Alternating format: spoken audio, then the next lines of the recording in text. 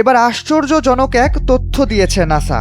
পৃথিবীর দিকে ধেয়ে আসছে ভয়ানক এক গ্রহাণু। পৃথিবীর কক্ষপথে থাকা স্যাটেলাইটগুলো থেকে এই গ্রহাণুটি মাত্র 22,000 মাইল দূরে অবস্থান করবে।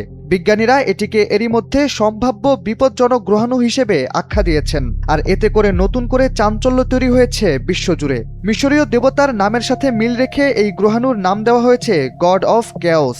আগামী 3 বছরের মধ্যে পৃথিবীর খুব কাছ দিয়ে অতিক্রম করবে এটি।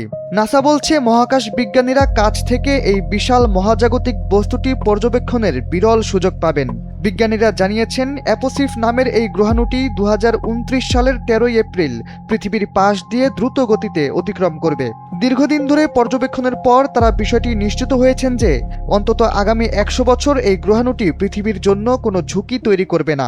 5+ স্টার রেটিং প্রাপ্ত দেশের সর্বোচ্চ বিদ্যুৎ সাশ্রয়ী ওয়ালটন এসি। স্মার্ট কমফোর্ট এখন নেক্সট লেভেলে। নাসা জানিয়েছে আবহাওয়া অনুকূলে থাকলে পূর্ব গোলার্ধের বাসিন্দারা খালি চোখেই এই গ্রহাণুটি দেখতে পারবেন। বিজ্ঞানীরা এই ঘটনাকে এরই মধ্যে অসাধারণ ও নজিরবিহীন সুযোগ হিসেবে উল্লেখ করেছেন।